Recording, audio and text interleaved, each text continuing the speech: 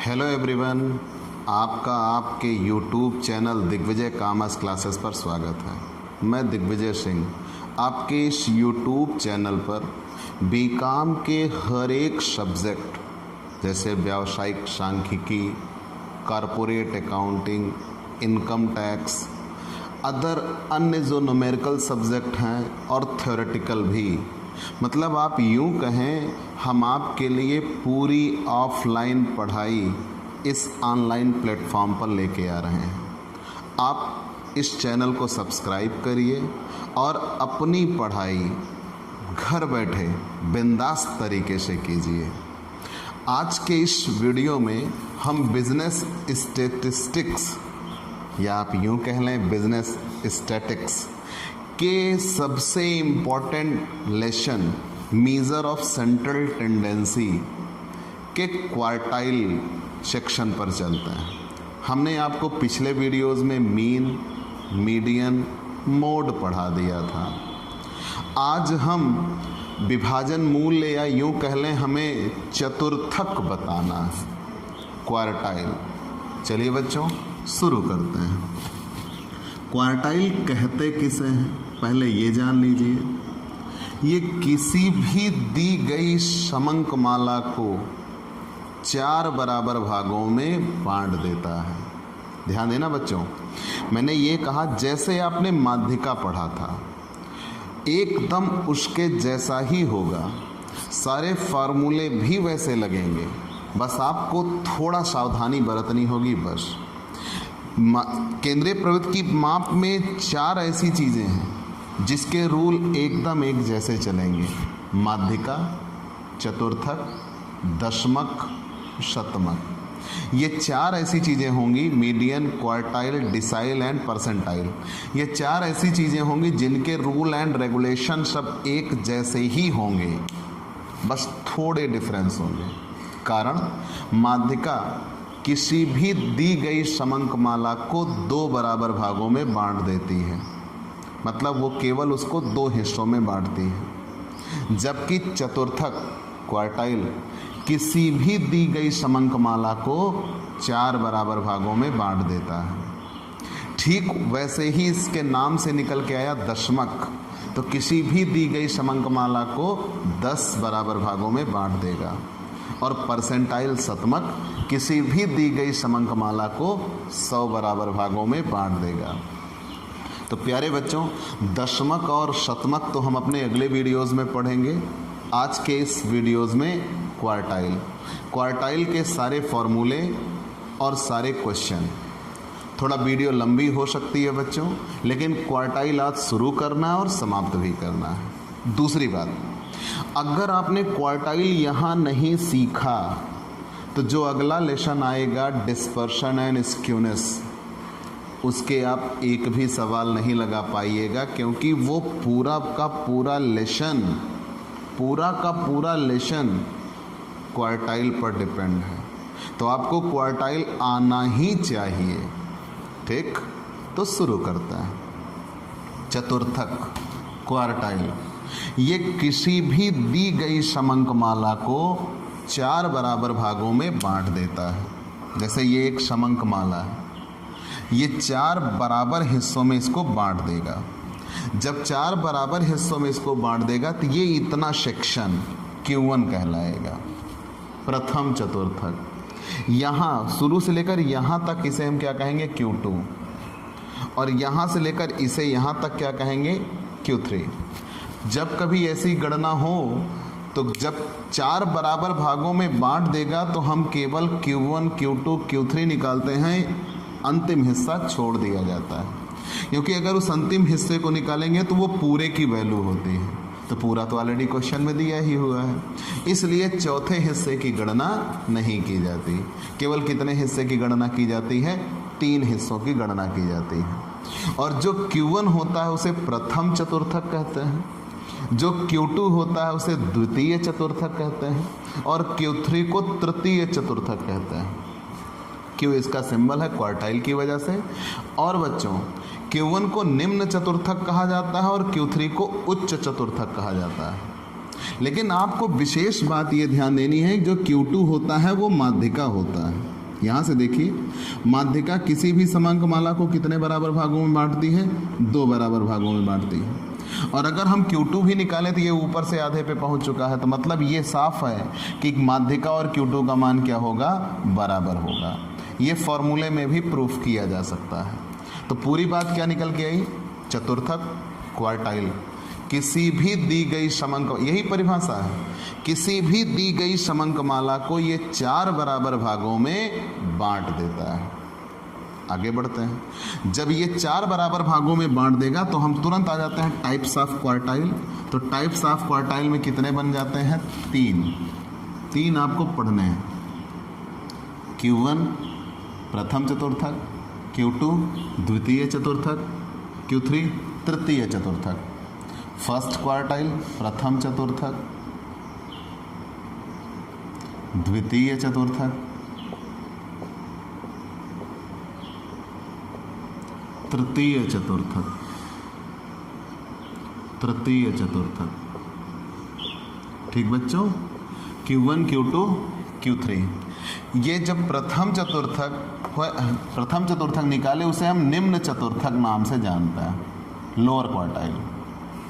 और जो द्वितीय चतुर्थक होता है इसे हम मध्यका नाम से जानते हैं या माध्यिका।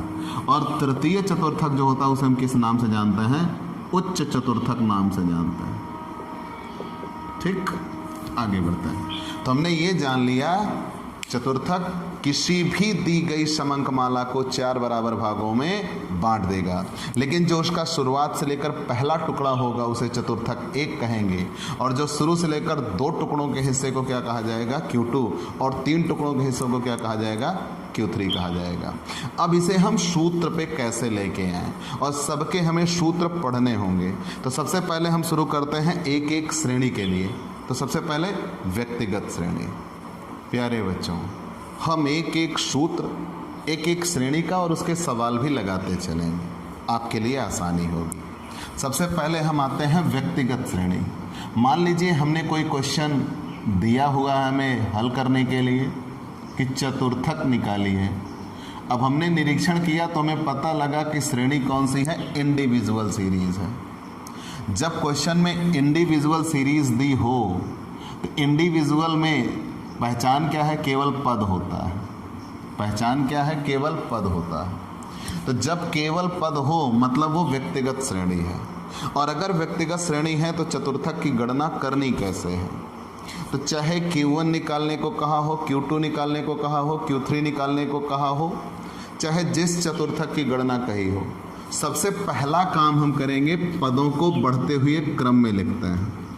आप ऐसे लिखिए, सबसे पहले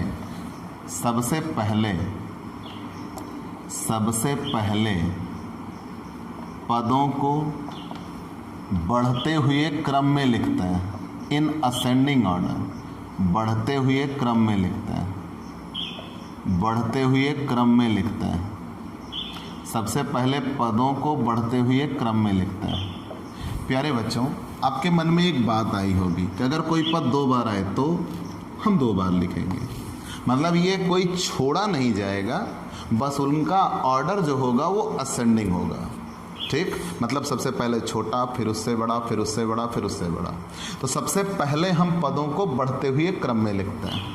जब असेंडिंग ऑर्डर में हम लिख लिए तब फॉर्मूला लगाएंगे Q1 बराबर n+1/4 वां पद। प्यारे बच्चों, इंडिविजुअल सीरीज के लिए हम कैसे हल करेंगे? सबसे पहले फर्स्टली स्टार्ट्स मेंटेन इन असेंडिंग ऑर्डर।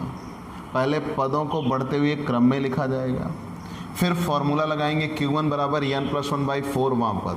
अब आप यहाँ ये देख रहे हो कि माध्यिका में था n+1/2 वां पद, क्योंकि मध्यक कब आता है? जब 2 से भाग किया जाए। किसी भी संख्या का अगर बीच निकालना हो तो 2 से भाग कर दीजिए, लेकिन यहाँ बीच नहीं, उसके 4 हिस्से करने हैं। तो जब किसी के 4 टुकड़े करने हैं तो उसमें किससे भाग किया जाएगा? 4 से। तो याद रहे, क्वार्टाइल में 4 से ही भाग होगा। तो Q1 बराबर n+1/4 वां पद। और यहाँ हल करने के बाद जो निकल के आए, बेटा वां पद ज़रूर लगाइयो। वां पद अगर नहीं लगाया आपने, वां पद नहीं लगाया तो ये जो हल किया जाएगा ये इतना आंसर हो जाएगा, जो कि गलत होगा। तो यहाँ जो हल करने के बाद आएगा उसका पद उस पद का मान चतुर्थक होगा। और n बराबर आप जानते हो पदों की संख्या, n बराबर आप जानते हो पदों की संख्या। प्यारे बच्चों, ये तो मान लीजिए आपने Q1 हल किया, अगर यहीं Q2 निकालना हो तो बहुत आसान, जितना Q1 हल होगा n+1/4, इसी में आप 2 से गुणा कर दीजिए, तो n+1/4 वहाँ पर में ब्रैकेट पहले 2 ब्रैकेट में n+1/4 वहाँ पर। अब ये सॉल्व हो जाएगा Q2, n बराबर वही पदों की संख्या। तो अगर Q3 निकालना हो तो सही पहचाना, 3 से गुणा हो जाएगा, n+1/4 वहाँ पर। ये एकदम आसान तरीके से हल हो जाएगा। तो अगर इंडिविजुअल सीरीज़ में क्वार्टाइल निकालना है, तो इंडिविजुअल सीरीज़ में क्वार्टाइल निकालने के लिए सबसे पहला काम ये करना होगा, पदों को बढ़ते हुए क्रम में रखना है। जब पदों को बढ़ते हुए क्रम में रख दिया, तो पदों को बढ़ते हुए क्रम में रखने के बाद Q1 बराबर n+1/4 वहाँ पद, Q2 बराबर 2n+1/4 वहाँ पद, और Q3 बराबर 3n+1/4 वहाँ पद। जब इतनी चीज़ें निकल के आ जाएंगी और n बराबर पदों की संख्या, आसानी से हल हो जाएगा।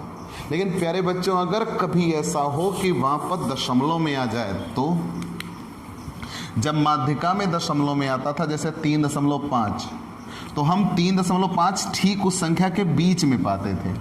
ये आपको समझा रहा हूँ। जैसे 3.5, तो हम किसी भी संख्या में अगर 2 से भाग करते हैं तो या तो वो पूरी कट जाती है या तो 0.5। अगर पूरी कट जाती है तो वहाँ पद आसानी से निकाल लेंगे कि कौन सा पद आ रहा है। लेकिन अगर 0.5 अपने पीछे छोड़ गई तो 3.5 तीसरे और चौथे के बीच में मिलता था।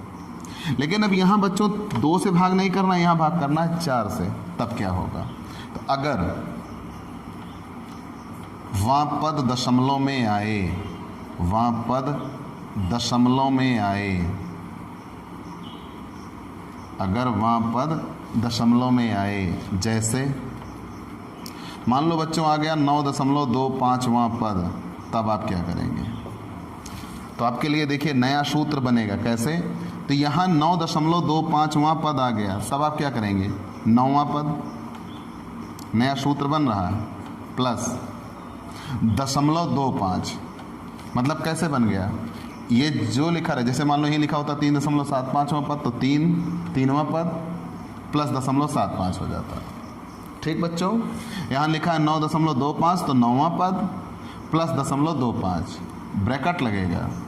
यहाँ जितना पद लिखा हो उससे एक ज़्यादा, अगर 9 लिखा है तो उससे एक ज़्यादा क्या होगा? 10वां पद, माइनस यहाँ जो पद लिखा हो वो 9वां पद।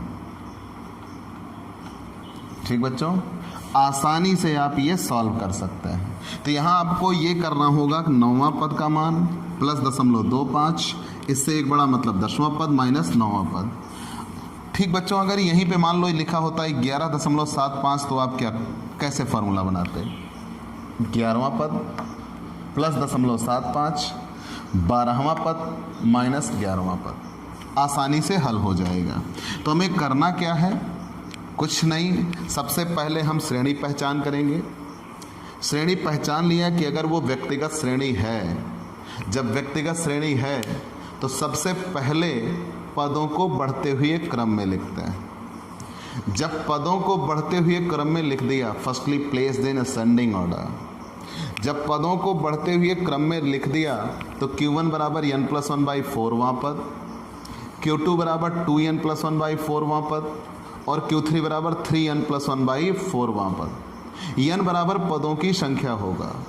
इतना हल करने के बाद जो वहाँ पद निकल के आए उसी का मान चतुर्थक होगा।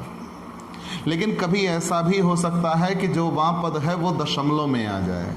जब वहाँ पद दशमलव में आ जाएगा, उस दशा में हम सूत्र बदल देंगे। जैसे 9.25, तो 9वां पद प्लस 0.25, ब्रैकेट में 10वां पद माइनस 9वां पद। ठीक बच्चों, आसानी से आप सॉल्व कर सकते हैं। अब आपको ये ध्यान में रखना है कि आपने ये कहा था कि जो Q2 होता है वो माध्यिका होता है। चलिए हम सूत्र में प्रूफ करके दिखाते हैं। प्यारे बच्चों, आप ये देखें, क्या इस 2 से इस 4 को काटा जा सकता है? जी हाँ। और यहाँ कितना आ जाएगा? 2। अगर ये काटा जा सकता है तो अभी ये 2 खत्म हो गया, यहाँ हो गया 2, तो सूत्र क्या बन गया, n+1/2 वहाँ पद, जो कि माध्यिका का सूत्र है। मतलब कि Q2 और माध्यिका दोनों क्या होंगे, 1 बराबर होंगे। ठीक, अगर हम इससे हल करें तो चाहे Q2 से हल करें चाहे माध्यिका से हल करें, दोनों का मान 1 बराबर आएगा। ये मैथमेटिकली प्रूफ होता है। आगे बढ़ते हैं, अब हम क्वेश्चन पे आते हैं। प्यारे बच्चों, मैंने पिछले वीडियोस में आपको आर.के. टंडन की किताब के प्रैक्टिकल क्वेश्चन सॉल्व कराए, लेकिन क्वार्टाइल के उन्होंने प्रैक्टिकल क्वेश्चन नहीं दिए हैं। मैं आपको दिए हैं, उन्होंने सीधे सतत श्रेणी से दिया हुआ है। मैं आपको एकदम क्लियरली समझाना चाहता हूँ कि आप एक एक श्रेणी समझ सकिए, पहले व्यक्तिगत श्रेणी, फिर खंड श्रेणी, फिर सतत श्रेणी। तो आइए, हमने उन्हीं की किताब के इलस्ट्रेशन में वो क्वेश्चन पाए, तो हम उनके इलस्ट्रेशन सॉल्व करा देते हैं, आपकी प्रैक्टिस बन जाएगी। चलिए बच्चों, शुरू करते हैं। हमने यहाँ रूल लिख रखा है, मैं इसे नहीं मिटा रहा हूँ, अभी अपने काम में ले लेंगे। ठीक, आगे चलते हैं। Illustration 62, example 62। क्वेश्चन में कह रहे हैं निम्न आंकड़ों से चतुर्थकों की गणना कीजिए। ध्यान देना बच्चों, यहाँ इन्होंने सेंटेंस इस्तेमाल किया चतुर्थकों, मतलब कोई एक क्वार्टाइल नहीं निकालना, जितने निकल सके उतने निकालने हैं। चलिए निकालेंगे। तो निम्न आंकड़ों से चतुर्थकों की गणना कीजिए। आंकड़े दिए हैं मार्क्स ऑब्टेन्ड, मार्क्स दिया हुआ है 10, 25, 20, 15, 12, 20, 15, 12, 17, 30, 18। अब बच्चों क्वेश्चन तो यहीं पे एक लाइन में समाप्त हो रहा है, लेकिन क्वेश्चन आपकी स्क्रीन पे दिख रहा है। क्वेश्चन 2 लाइनों में दिया हुआ है। तो पहली लाइन में लिखा है मार्क्स ऑब्टेन 10, 25, 20, 15, 12, 17, 30, 18। दूसरी लाइन में मार्क्स ऑब्टेन के नीचे कुछ नहीं लिखा, मतलब वो लाइन समाप्त नहीं हुई, अभी वही आगे बढ़ेगी। क्वेश्चन अभी और आगे है, ना कि लाइन बदल दी गई। अगर आप ये सोचते हो कि नहीं क्वेश्चन 2 लाइन में दिया, एक पद है, दूसरा आवृत्ति है, तो आप गलत सोचते हैं। ठीक बच्चों, तो आपको ये ध्यान में रखना है कि अभी मार्क्स ऑब्टेन की लाइन चल रही है, वो समाप्त नहीं हुई है, तो आगे भी मार्क्स ऑब्टेन ही होगा। 18 के बाद 23, 40, 35, 11, 19, 21, 28। ठीक बच्चों, हमने सारे पद लिख लिए। नियम क्या बना, पहले हमने श्रेणी पहचान करनी है, मार्क्स दिया हुआ है। जब केवल और केवल पद दिया हो तो इंडिविजुअल सीरीज होती है, व्यक्तिगत श्रेणी। मान लिया कि इंडिविजुअल सीरीज़ है। अब अगर इंडिविजुअल सीरीज़ है तो हमें करना क्या है, सीधा सा काम, पहले पदों को बढ़ते हुए क्रम में लिखते हैं। Firstly placed in ascending order. तो असेंडिंग ऑर्डर में लिखने के लिए देखिए यहाँ सबसे छोटा कौन है, 10। 10 से बड़ा कौन है, 11। 11 के बाद क्या है, 12। 12 के बाद 15, 15 के बाद 17। हम कट करते हुए चले जा रहे हैं। 17, 17 के बाद 19 दिख रहा, 18, 18, 19, 19 के बाद 20, 20 के बाद 21, 21 के बाद 23, 23 के बाद 25। ध्यान देना बच्चों, हम सबसे छोटा, फिर उससे बड़ा, फिर उससे बड़ा, फिर उससे बड़ा करते हुए चले जाएंगे। 28, 30, 35, 40। हमने सारे पद बढ़ते हुए क्रम में लिख लिए। काउंट कर लेते हैं, 1, 2, 3, 4, 5, 6, 7, 8, 9, 10, 11, 12, 13, 14, 15। 1, 2, 3, 4, 5, 6, 7, 8, 9, 10, 11, 12, 13, 14, 15। सबसे पहले हमने पदों को बढ़ते हुए क्रम में लिख लिया। जब पदों को बढ़ते हुए क्रम में लिख लिया तो अब हम फॉर्मूला लगाएंगे Q1 बराबर n+1/4 वां पद। तो n कितना है? पदों की संख्या। n बराबर पदों की संख्या, नंबर ऑफ आइटम, पदों की संख्या। पद है 15 प्लस 1/4 वां पद, मतलब ये हो जाएगा 16/4 वां पद। तो 16/4 मतलब चौथवां पद। प्यारे बच्चों, तो अब चौथवां पद देखिए, 1 2 3 4, चौथे पद का मान कितना है? 15। आप यहाँ लिख देंगे कि चौथा पद है 15, तो इसलिए Q1 क्या हो गया? 15। एक आंसर सॉल्व। अब हम निकालते हैं Q2। Q2 बराबर सूत्र क्या होता है बच्चों? 2n+1/4 वां पद। तो यहाँ रख देते हैं 2n+1/4। हमने यहाँ सॉल्व किया तो हमें अगेन सॉल्व करने की कोई ज़रूरत नहीं, डायरेक्ट उसकी वैल्यू लिखिए। तो n+1/4 को हल करके कितना मिला था? 4, चौथवां पद। और चाहे तो फिर से लिखो, फिर इतना कैलकुलेशन करना पड़ेगा। तो डायरेक्ट n+1/4 हल हुआ है, 4 आया है तो वही 4 लिख देते हैं। तो यहाँ हो जाएगा 8वां पद। अब यहाँ आते हैं 5 6 7 8, 8वां पद कितना है? 20। तो Q2 बराबर 20।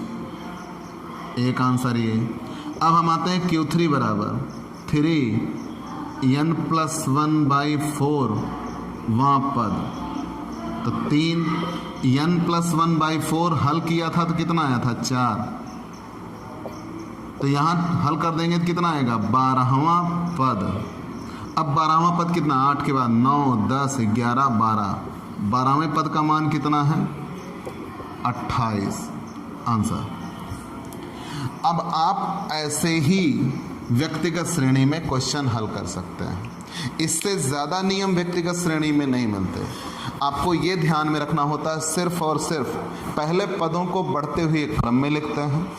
जब पद बढ़ते हुए क्रम में लिख उठेंगे तब हम फॉर्मूले पे रख देंगे Q1 बराबर n+1/4 वां पद, Q2 बराबर 2n+1/4 वां पद, Q3 बराबर 3n+1/4 वां पद। और जब वां पद निकल के आ जाए तो उसी की वैल्यू चतुर्थक कहलाएगी। प्यारे बच्चों, आप श्रेणी पहचानने में भूल मत करना। बस मैं पर डे बताता हूँ, बस 2 लाइनें हैं जिसमें केवल पद हो, मतलब आवृत्ति का जिक्र ही ना हो, व्यक्तिगत श्रेणी है। जिसमें पद और आवृत्ति दी जाए, खंडित श्रेणी है। और जिसमें वर्ग अंतराल और आवृत्ति हो, शतक श्रेणी है। से कम से अधिक और मध्य मूल्य दिया हो तो शतक श्रेणी है। बस टेक इट इजी। चलिए अभी हम व्यक्तिगत श्रेणी के ही क्वेश्चन पर चलेंगे, जिसमें वां पद दशमलव में आ जाएगा, तब क्या करेंगे। ठीक बच्चों, आप इसका स्क्रीनशॉट ले लीजिए। एग्जाम्पल 62 है। अभी हम रूल नहीं मिटा रहे हैं, अगला क्वेश्चन भी लगाएंगे जो इसी नियम पर होगा, लेकिन वहाँ पर दशमलव में आएगा। प्लीज़ स्क्रीनशॉट ले लीजिए। प्यारे बच्चों, क्वेश्चन है इलस्ट्रेशन 63। क्वेश्चन में दिया हुआ है, निम्न आंकड़ों से प्रथम एवं तृतीय चतुर्थक का मान ज्ञात कीजिए। Calculate first and third quartile from the following data.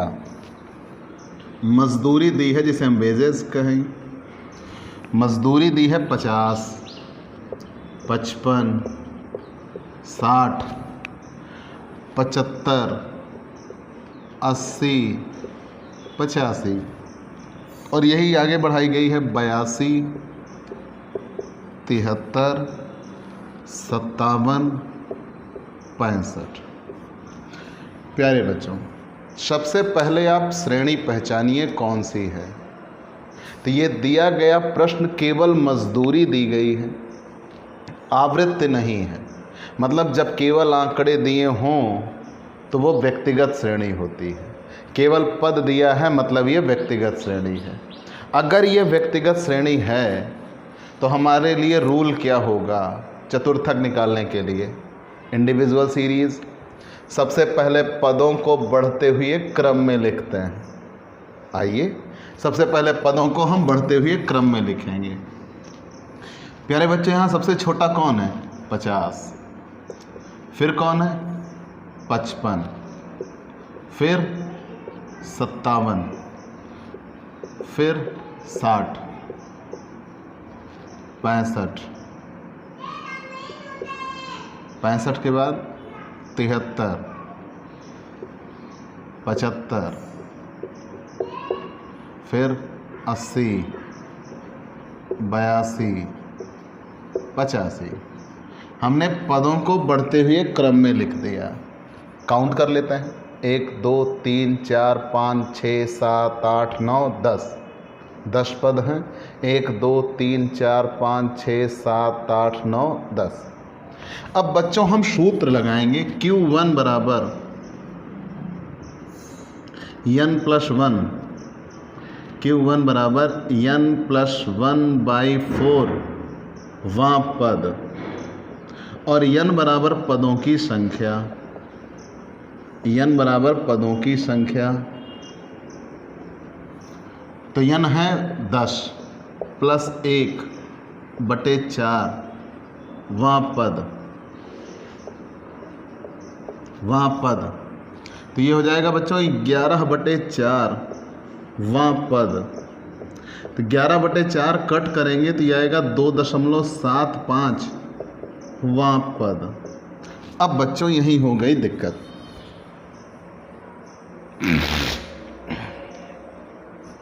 यही हो गई दिक्कत। ये 2.75 वां पद आ रहा है। अगर दूसरा पद होता तो सही था, तीसरा पद होता तो हम ढूंढ लेते। अब ये 2.75 आया, 2.75, तो 2.75 तो मिलने से रहा। तो जब कभी ऐसी सिचुएशन बने, मैंने रूल लिखाया है, अगर वह पद दशमलव में आए तो हम सूत्र ही तोड़ देते हैं। कैसे? अब यहाँ ये दूसरा पद प्लस दशमलव में ये जितनी वैल्यू लिखी है 0.75। अब 2 से बड़ा कौन सा पद होगा? तीसरा पद माइनस दूसरा पद। कंफर्म? अब वैल्यू रख देते हैं बच्चों। दूसरे पद की वैल्यू कितनी है? 55 प्लस 0.75। तीसरे पद की वैल्यू कितनी है? 57 माइनस दूसरे पद की वैल्यू कितनी है? 55। 55 प्लस 0.75, 57 से 55 जाएगा 2। 2 का 0.75 से गुणा कर देंगे 55 प्लस 1.5 बराबर आ जाएगा 56.5। Q1 की वैल्यू आ गई। Q1 की वैल्यू आ गई 56.5। That's the answer. हमें यहाँ कहा है निम्न आंकड़ों से प्रथम एवं तृतीय चतुर्थक निकालिए। तो प्यारे बच्चों, हमने प्रथम चतुर्थक का मान निकाल दिया। आप इसका स्क्रीनशॉट ले लीजिए। हम तृतीय चतुर्थक गणना करते हैं। Q3 के लिए फॉर्मूला होगा बच्चों, Q3 भी वैल्यूएट करना है। Q3 के लिए फॉर्मूला होगा 3n+1/4 वां पद।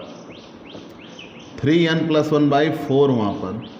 n बराबर पदों की संख्या आप जानते ही हैं। हम चाहें तो यहाँ डायरेक्ट वैल्यू रख सकते हैं। n+1/4 अभी हल किया था तो कितना आया था? 2.75 वां पद।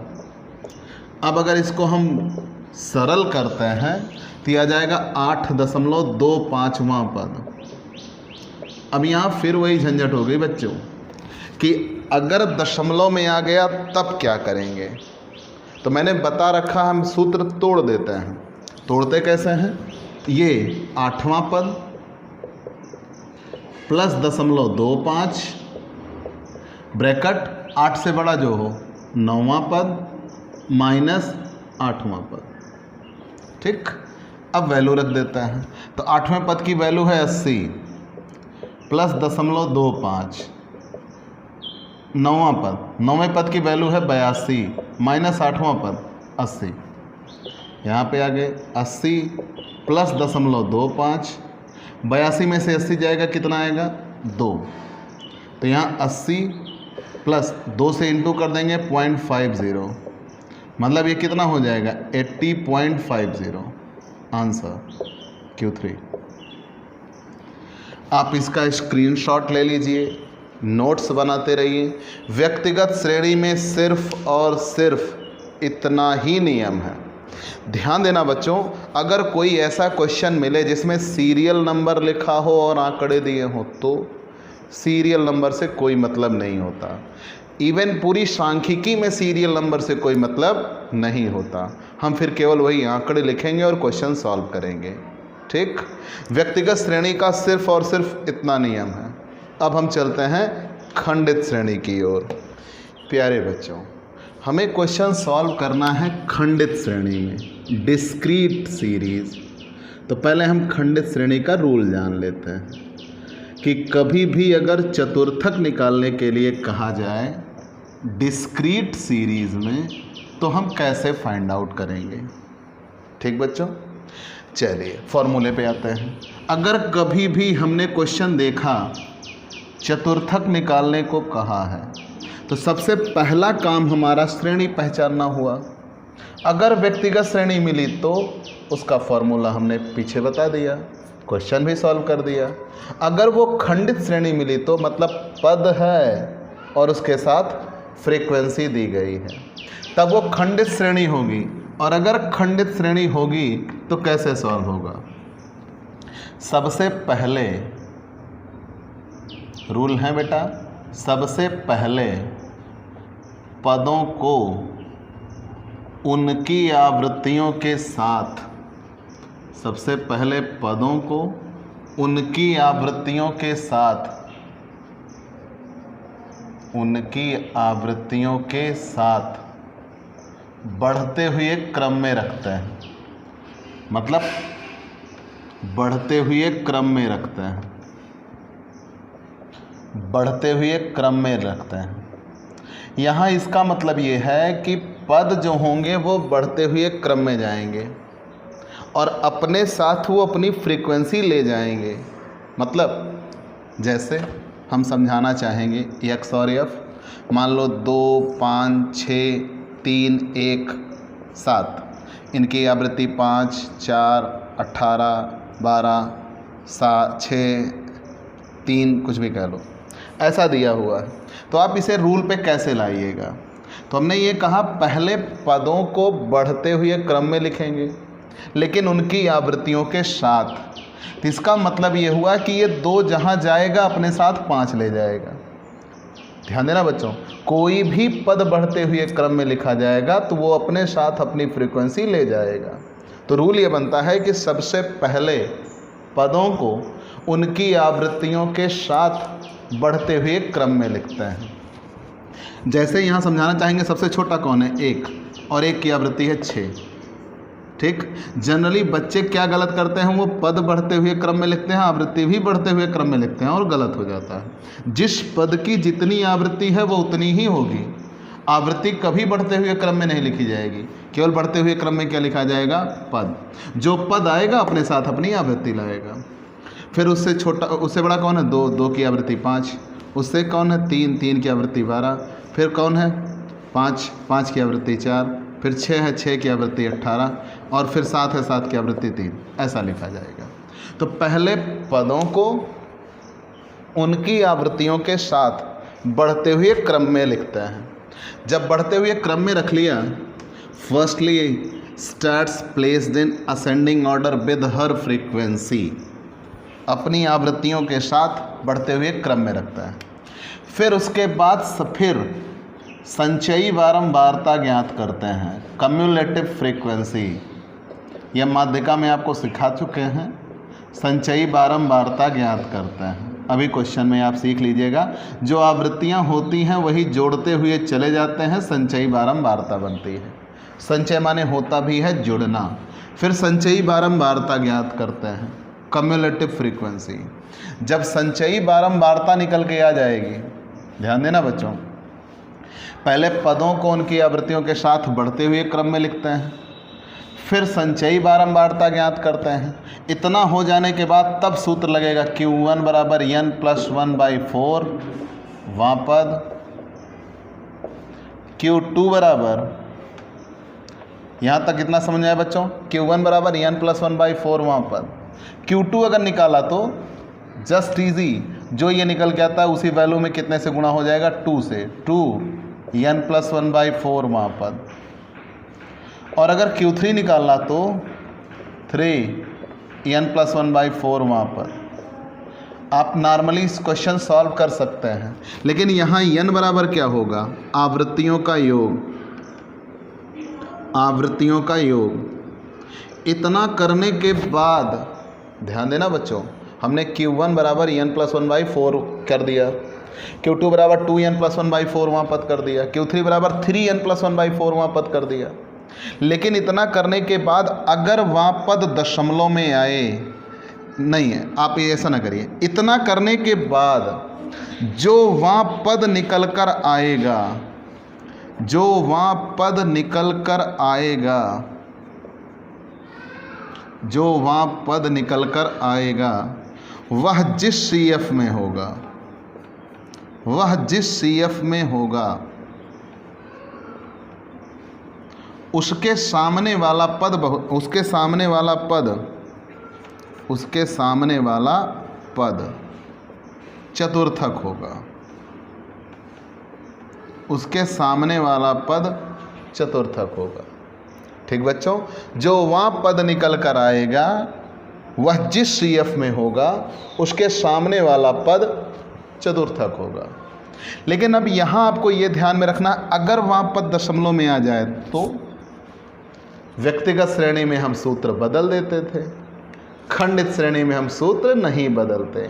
दशमलव में भी है तो भी हम उसी CF में देखेंगे, जिस पद में, जिस CF में निकल के आएगा उसके सामने वाला पद चतुर्थक होगा। तो यहाँ करना क्या है, सबसे पहले पदों को उनकी आवृत्तियों के साथ बढ़ते हुए क्रम में रखते हैं। Firstly starts placed in ascending order with हर frequency, then find out cumulative frequency, फिर संचयी बारंबारता ज्ञात करते हैं। जब संचयी बारंबारता निकल के आ जाएगी तो फॉर्मूला लगाएंगे Q1 बराबर n+1/4 वहाँ पद, n बराबर टोटल ऑफ फ्रीक्वेंसी, आवृत्तियों का योग, Q2 बराबर 2n+1/4 वहाँ पद, Q3 बराबर 3 ब्रैकेट में n+1/4 वहाँ पद, और n बराबर टोटल ऑफ फ्रीक्वेंसी। जो वहाँ पद निकल कर आया वो जिस CF में होगा उसके सामने वाला पद ही चतुर्थक होगा। ठीक बच्चों, ये फॉर्मूला था। जस्ट इसका हम क्वेश्चन सॉल्व करते हैं। इलस्ट्रेशन 65 है।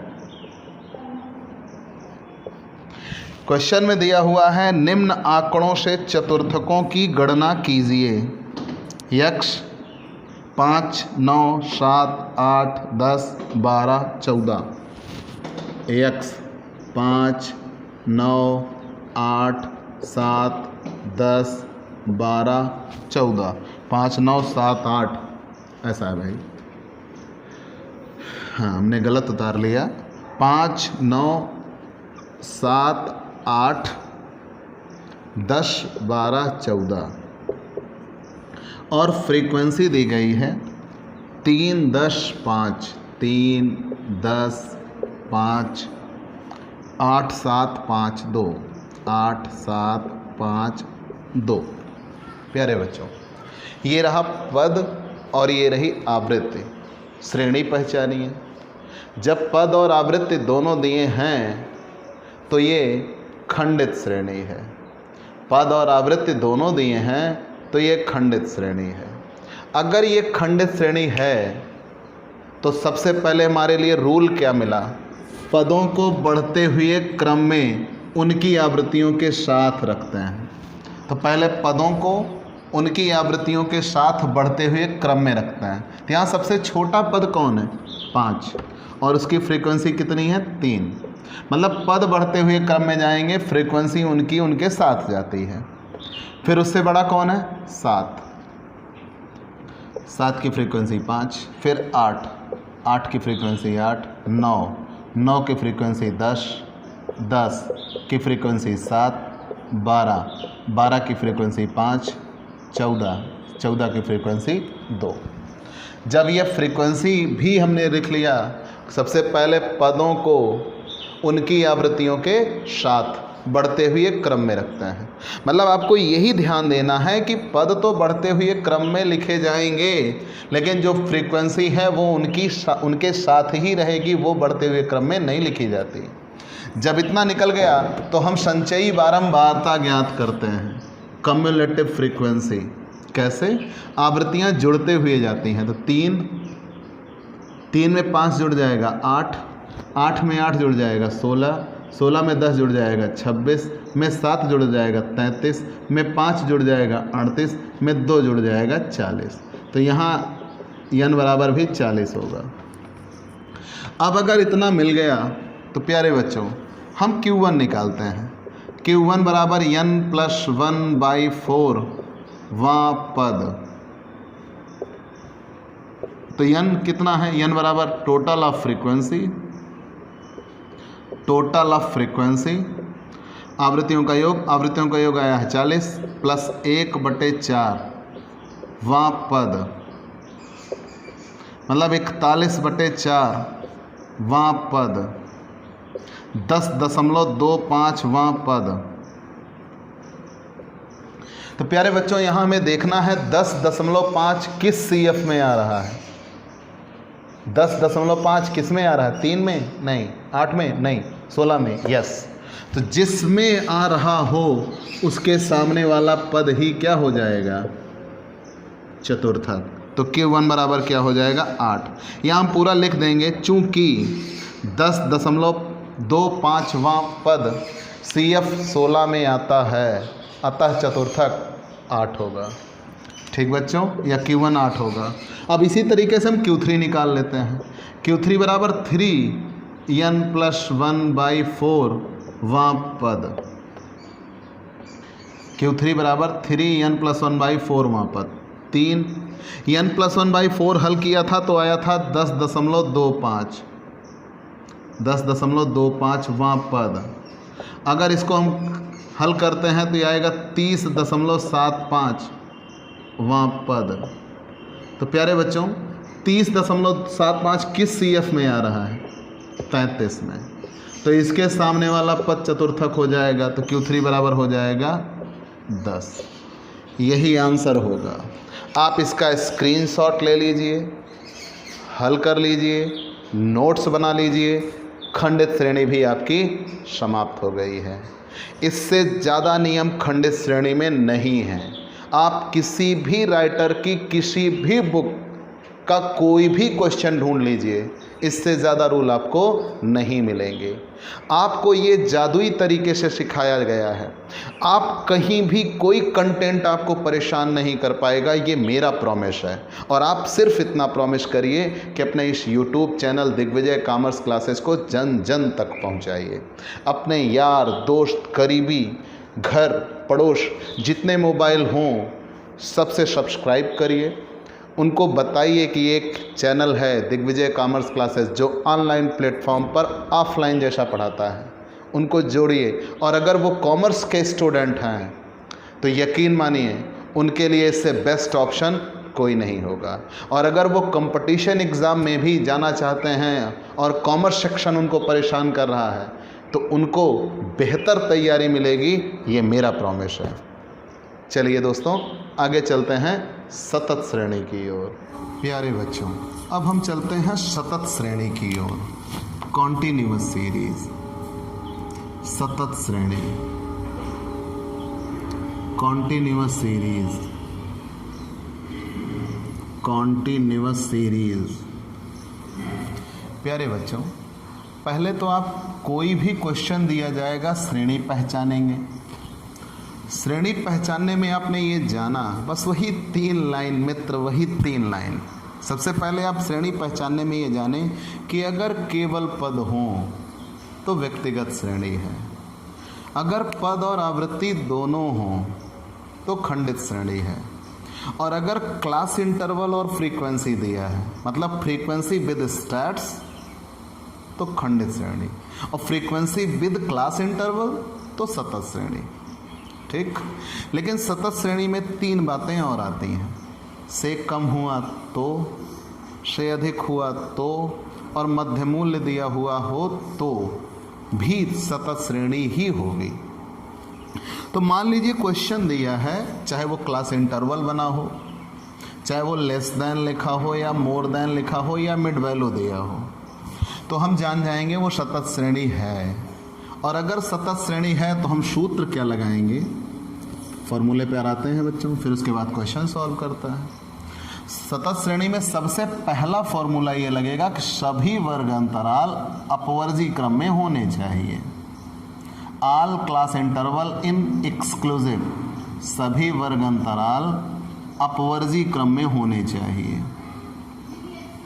सभी वर्ग अंतराल अपवर्जी क्रम में होने चाहिए।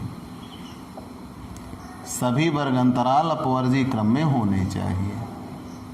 चलो बच्चों, तो पहला नियम यह है कि सभी वर्ग अंतराल अपवर्जी क्रम में हो। ऑल क्लास इंटरवल इन एक्सक्लूसिव ऑर्डर। अगर ना हुए तो हमने आपको समावेशी से अपवर्जी में बदलना बताया है, और साथ ही साथ ये कहा है कि पूरे स्टैट्स में आप कभी भी कोई क्वेश्चन हल करिएगा वो इंक्लूसिव में नहीं हल होगा, किस में हल होगा, एक्सक्लूसिव में हल होगा। तो वर्ग अंतराल तो अपवर्जी क्रम में होना ही चाहिए। बदलेंगे कैसे वो भी बदलना बताया है। अगर समावेशी में दिया है तो अपवर्जी में बदलने के लिए नियम है, पहले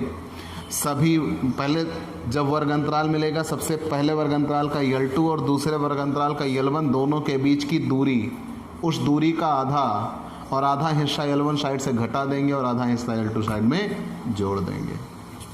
अब मान लीजिए वर्ग अंतराल अपवर्जी क्रम में हो गया, तो वर्ग अंतराल के अपवर्जी क्रम में होने के बाद फिर संचयी बारंबारता ज्ञात करते हैं, कम्युलेटिव फ्रीक्वेंसी। फिर संचयी बारंबारता ज्ञात करते हैं, संचयी बारंबारता ज्ञात करते हैं। कम्युलेटिव फ्रीक्वेंसी फाइंड आउट हो जाएगी, तब सूत्र लगेगा Q1 बराबर L1 plus L2 minus L1 अपान F small q1 minus C। और इस स्मॉल q1 को पाने के लिए क्या पाना पड़ेगा, L1 को पाने के लिए क्या पाना पड़ेगा, स्मॉल q1।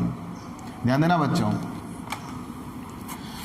जब संचयी बारंबारता प्राप्त हो गई तब हम सूत्र लगाएंगे Q1 बराबर L1 plus L2 minus L1 अपान F small q1 minus C। इस L1 को पाने के लिए स्मॉल q1, और स्मॉल q1 बराबर क्या होगा, n/4। स्मॉल q1 बराबर होगा n/4। स्मॉल q जिस CF में आएगा, जिस CF में आएगा वह वर्ग अंतराल चतुर्थक वर्ग होगा, वह वर्ग अंतराल चतुर्थक वर्ग होगा। मतलब हमने क्या काम करना है कि सबसे पहले स्मॉल q1 निकालना है। L1 को पाने के लिए क्या निकालना होगा, स्मॉल q1, और स्मॉल q1 बराबर n/4, और स्मॉल q1 का मान जो निकल के आया वह जिस CF में होगा वो पूरा वर्ग अंतराल ही क्या कहलाएगा, चतुर्थक वर्ग। तो L1 बराबर lower limit of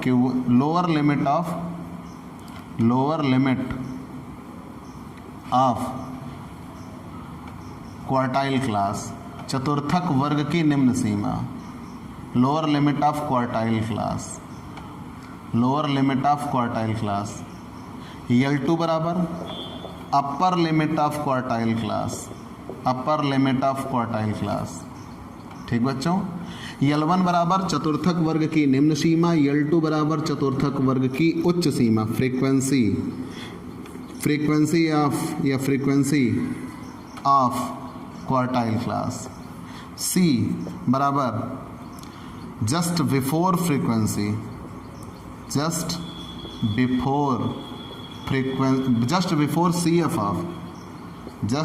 CF of quartile class, चतुर्थक वर्ग के पहले वाली CF।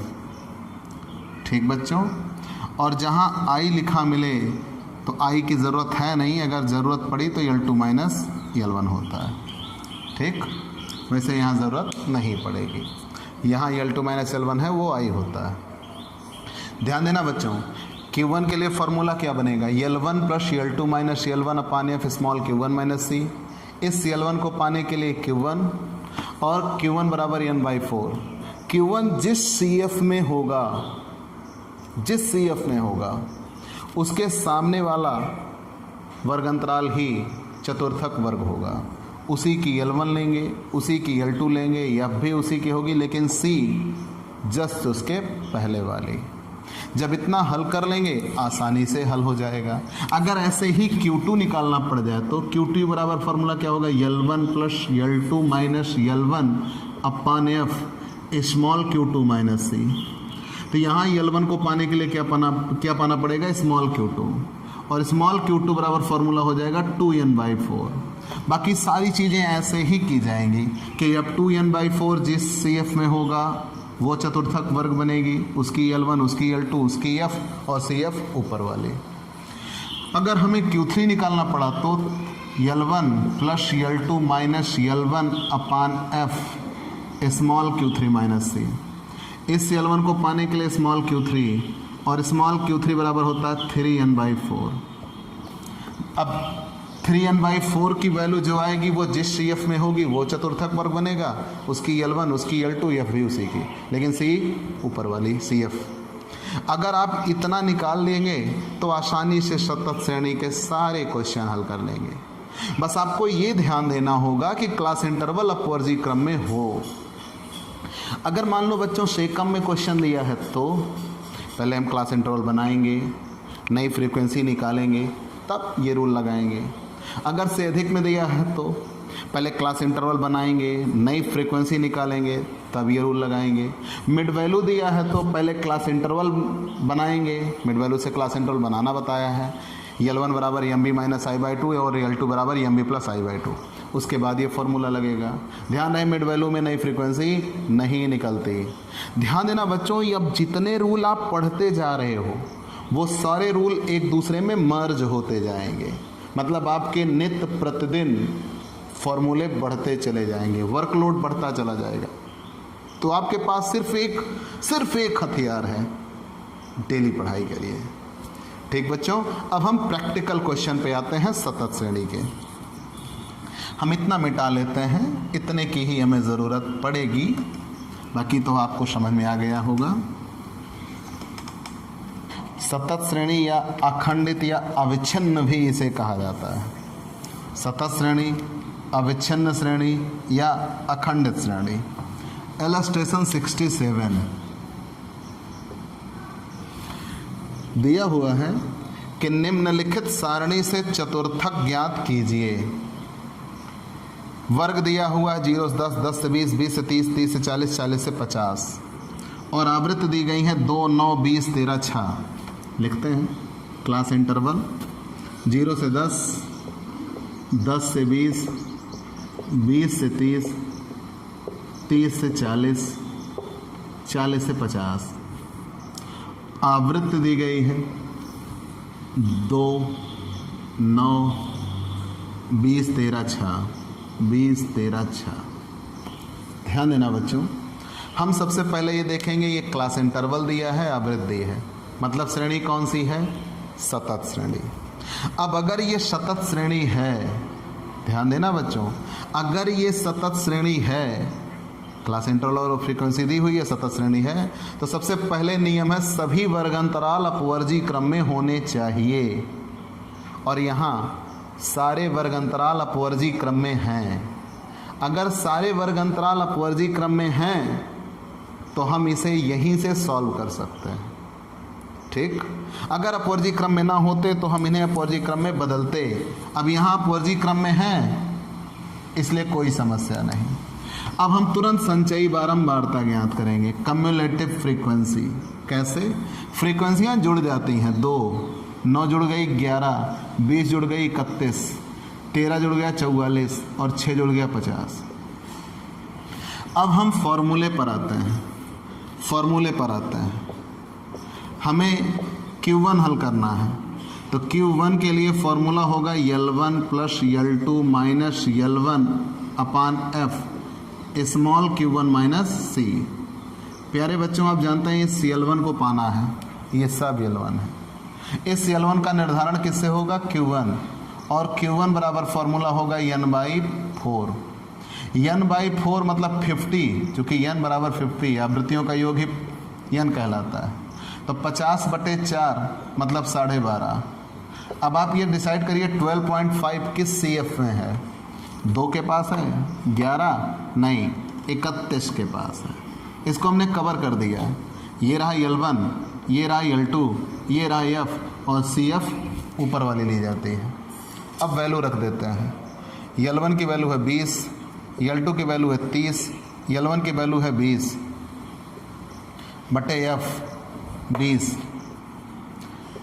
Small Q1 12.5 minus C 11। यहाँ पे आते हैं 20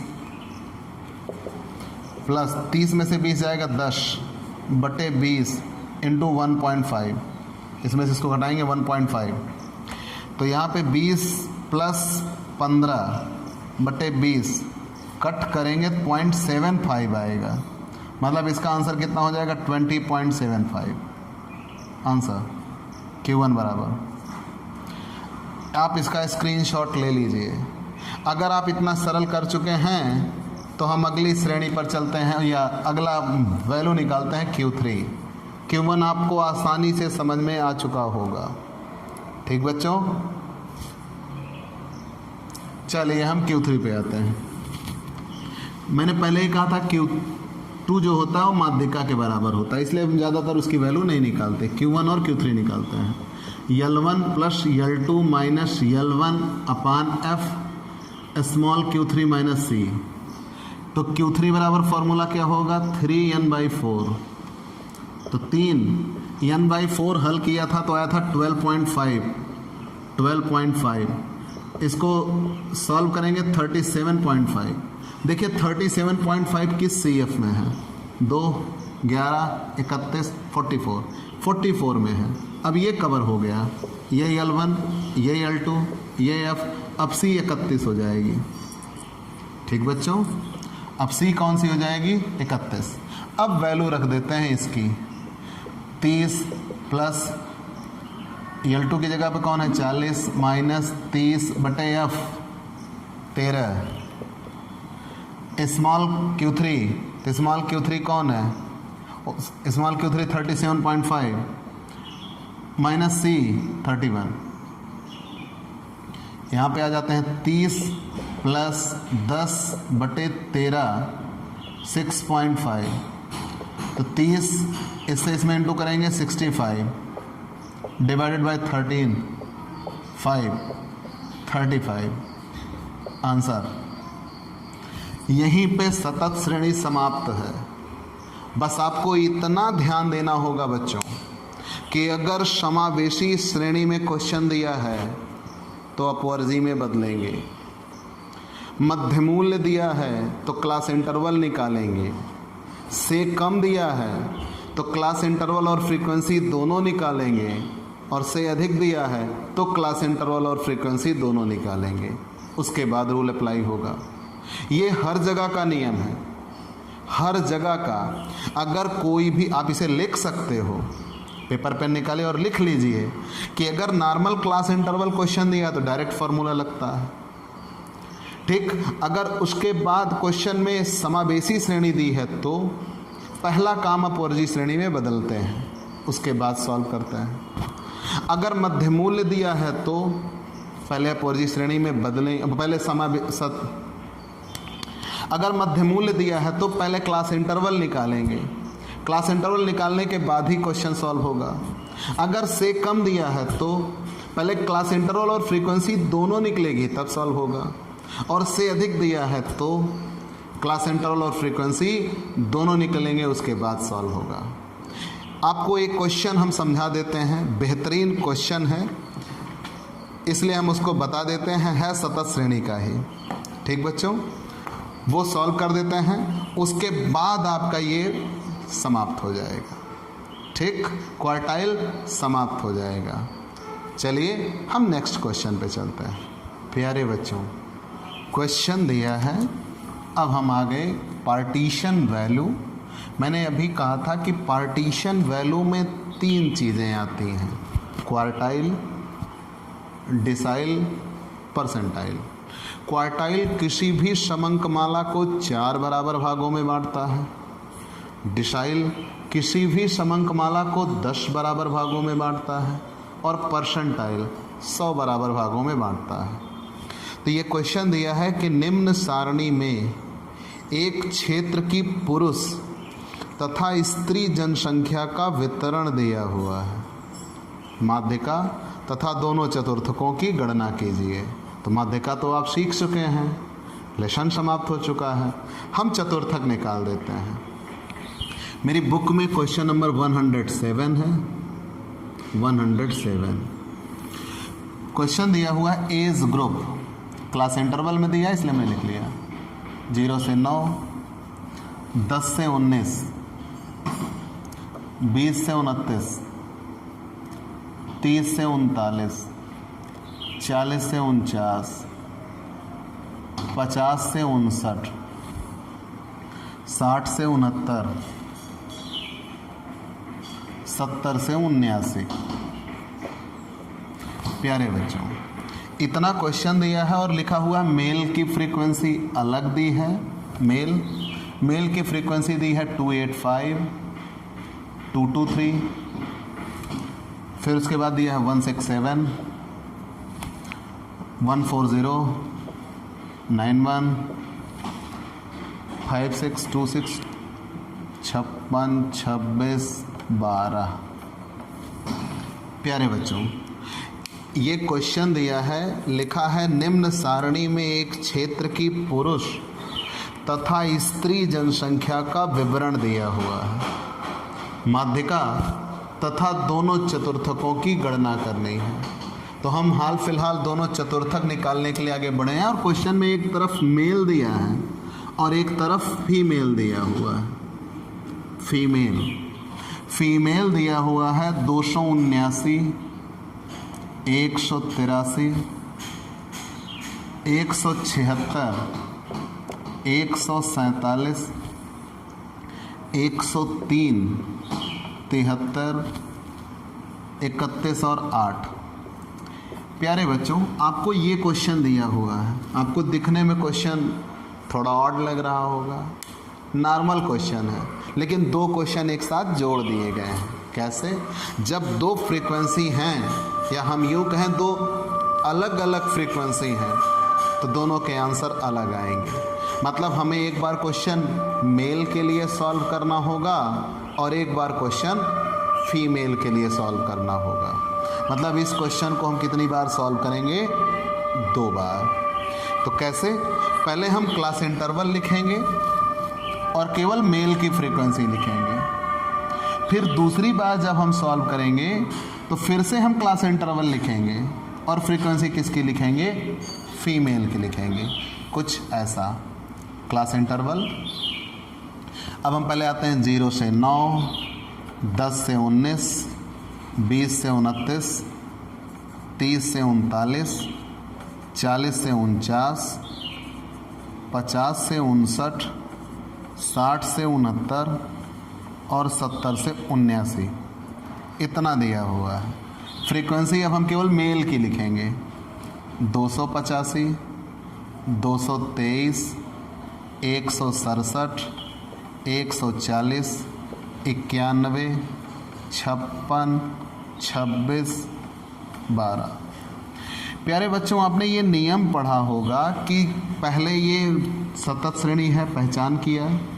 सतत श्रेणी क्योंकि क्लास इंटरवल और फ्रीक्वेंसी दी हुई है। सतत श्रेणी की पहचान हो जाने के बाद ये तय हुआ कि सभी वर्ग अंतराल अपवर्जी क्रम में होना चाहिए। लेकिन यहाँ हम देख रहे हैं कि जहाँ से पहला चलना छोड़ रहा है 9, दूसरा चलना शुरू कर रहा है 10 से, मतलब ये समावेशी श्रेणी है, अपवर्जी नहीं है। तो पहले हम इसे अपवर्जी में बदलेंगे। कैसे? पहले वर्ग अंतराल के L2 मतलब 9, दूसरे वर्ग अंतराल के L1 मतलब 10, दोनों के बीच की दूरी लेंगे। तो दोनों के बीच की दूरी है 1, उस दूरी का आधा करेंगे, आधा 0.5, L1 साइड से आधा घटा देंगे और L2 साइड में आधा जोड़ देंगे। फिर सुन लो बच्चों, पहले वर्ग अंतराल के L2 दूसरे वर्ग अंतराल के L1 दोनों के बीच की दूरी लेते हैं, उस दूरी का आधा करते हैं, आधा हिस्सा L1 साइड से घटा देते हैं और आधा हिस्सा L2 साइड में जोड़ देते हैं। बट पहले में 0 लिखा है, तो मैंने बताया था पिछले वीडियो में, अगर बहुलक होता तो हम इसे माइनस में करते, बहुलक नहीं है तो हम इसे 0 को 0 ही रहने देंगे, बाकी सब में अपना रूल फॉलो करेंगे। तो 0 को तो 0 ही छोड़ दिया, 9 में जोड़ देंगे तो कितना आएगा 9.5। अब इधर 10 है, 10 में से घटा देंगे तो कितना आएगा 9.5, जोड़ देंगे तो 19.5। यहाँ पे 20 है तो ये घट जाएगा तो 19.5, जुड़ जाएगा 29 में तो 29.5। मतलब L1 साइड से घटाना है और L2 साइड में जोड़ना है। अब 30 में से घट जाएगा तो 29.5, 39 में जुड़ जाएगा तो 39.5, 40 में से घट जाएगा तो 39.5, जुड़ जाएगा तो 49.5, इधर 50 में से घट जाएगा तो 49.5, 59 में जुड़ जाएगा तो 59.5। मतलब L1 साइड से घटाना और L2 साइड में जोड़ना है। 60 से घटाएंगे तो 59.5, 69.5, इधर 69.5 से 79.5। जब इतना मिल गया तब हम फ्रीक्वेंसी और समावेशी श्रेणी में फ्रीक्वेंसी चेंज नहीं होती, नेवर चेंज, जो थी वही रहेगी। 285, 223, 167, 140, 91, 56, 26, 12। जब दिया गया वर्ग अंतराल अपवर्जी क्रम में हो गया, जहाँ से पहला चलना छोड़ रहा है दूसरा वहीं से चलना शुरू कर रहा है, प्रत्येक वर्ग अंतराल का L2 उसके अगले वर्ग अंतराल के लिए L1 हो रहा है, तब हम संचयी बारंबारता निकालते हैं। 285 संचयी बारंबारता हम निकालना जानते हैं, फ्रीक्वेंसी जुड़ते हुए चली जाएंगी। 508, 675, ये जुड़ते हुए चला गया। 675 में 715, 815, फिर ये हो जाएगा 906, ये हो जाएगा 962, 988 और 1000। इनका टोटल अगर हम निकालते हैं तो n बराबर भी 1000 होगा। ठीक बच्चों, इतना निकल के आ चुका है। अब हमें सॉल्व करना है Q1 और Q3। तो प्यारे बच्चों, Q1 बराबर फॉर्मूला होता है L1 plus L2 minus L1 अपान F small Q1 minus C। और आपने पढ़ा है स्मॉल Q1 बराबर होता है n/4 और यहाँ n दिया है 1000 डिवाइडेड बाई 4 मतलब 250। ठीक बच्चों, Q1 बराबर L1 plus L2 minus L1 अपान F ब्रैकेट में small Q1 minus C। Small Q1 बराबर n/4 और n/4 किया तो n दिया था 1000 डिवाइडेड बाई 4 इक्वल 250। अब हम देखेंगे 250 किस CF में आया। सही पहचाना, 285 पहले वर्ग अंतराल में ही आ गया, इसीलिए मैंने इस क्वेश्चन को बताया। आज तक आपने जितने क्वेश्चन लगाए उसमें कहीं भी ऐसा नहीं हुआ कि पहले में ही आ गया हो। ये L1, ये L2, ये F और C का पता नहीं तो C की वैल्यू 0 मानेंगे। जब कभी ऐसी सिचुएशन बने उस समय C की वैल्यू क्या हो जाएगी 0। तो L1 0 दिया हुआ है, L2 9.5, L1 0 अपान F 285 और इधर 250 Q1 माइनस C 0। तो 0 तो ख़त्म हुआ, 9.5 बटे 285 गुणे 250। ठीक, पूरे को सॉल्व करिए बच्चों। तो जब पूरे को सॉल्व कर लेंगे तो ये आएगा 8.33। पेपर में कैलकुलेटर अलाउड है, आप आसानी से सॉल्व कर लीजिएगा, उसमें कहीं कोई दिक्कत नहीं आएगी। Q1 बराबर 8.33। यही क्वेश्चन बच्चों अगर हमें Q3 निकालना है तो तब Q3 बराबर फॉर्मूला क्या होगा, L1 plus L2 minus L1 अपान F Q3 माइनस C। इस L1 को पाने के लिए Q3 और Q3 बराबर होगा 3n/4। तो 3 n/4 आया था 250 इक्वल 750। तो हम ये देखेंगे पहले 750 किस CF में है, ये रहा 815 में। ठीक, अब ये L1 बना, ये L2 बना, ये F और C ऊपर वाली। अब रख देते हैं वैल्यू 29.5 प्लस 39.5 माइनस 29.5 बटे F 140, यहाँ पे Q3 750 माइनस C 675। ठीक बच्चों, अब यहाँ पे आते हैं 29.5 प्लस 10 बटे 140 गुणे ये 750 में से 675 निकल जाएगा 75। तो 29.5 प्लस 750 भागे 140, 1 0 से 1 0 कट जाएगा।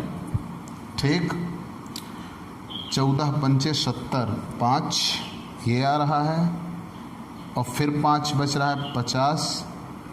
कट कर देते हैं इसको, 34। ध्यान देना बच्चों, 14 पंचे 70, 5 फिर पॉइंट वो 50 होगा, 14 त्रिक 42, 14 चौका 56, 14 त्रिक 42, 5.3 आएगा, 5.36 ऐसा। तो अब इसको जोड़ देते हैं तो ये 34.86 Q3 ये आपका आंसर होगा। इससे ज़्यादा नियम चतुर्थक में नहीं है, यहीं पे आपका चतुर्थक समाप्त होगा। प्यारे बच्चों, आप जान लीजिए चतुर्थक किसी भी दी गई समंकमाला को 4 बराबर भागों में बांट देता है। पहला हिस्सा Q1 जो निम्न चतुर्थक होता है, दो हिस्से मिला दिए तो Q2 जो माध्यिका के बराबर होगा, और 3 हिस्से अगर निकालते हैं शुरू के तो तृतीय चतुर्थक उच्च चतुर्थक कहलाता है, और चौथा हिस्सा छोड़ दिया जाता है क्योंकि उसको भी इकट्ठा कर लिया तो पूरी वैल्यू फिर से आ जाएगी। ठीक बच्चों, आज के इस वीडियो में इतना ही। अगले वीडियो में आप पढ़ेंगे पार्टीशन वैल्यू, विभाजन मूल्य। ध्यान देना बच्चों, पार्टीशन वैल्यू के क्वेश्चन 1 या 2 क्वेश्चन आपकी किताब में दिए हैं, उससे ज़्यादा नहीं दिया। उसके केवल फॉर्मूले आपको जानने हैं। अगर मैं सही से सोचूं तो पार्टीशन वैल्यू में आपको दशमक में मान के चलिए 3, हर श्रेणी में 3 फॉर्मूले, हर 3 श्रेणियां हैं और 9 निकाले जाएंगे, 27 फॉर्मूले दशमक में पढ़ने हैं। वैसे ही आप 99 उधर निकाले इंटू 3 कर दीजिए, उतने फॉर्मूले शतमक में पढ़ने हैं। हम आपको फॉर्मूला बनाना बताएंगे और आप वो कहीं नहीं, सिर्फ अपने इस YouTube platform Digvijay commerce classes पर आप पाएंगे।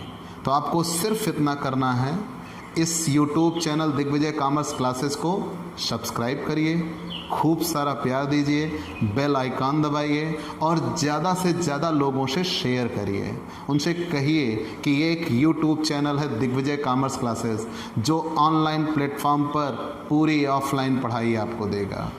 आप जितना इसको शेयर करेंगे उतना ही ये ग्रो अप करेगा और उतना ही आपकी पढ़ाई शानदार होगी।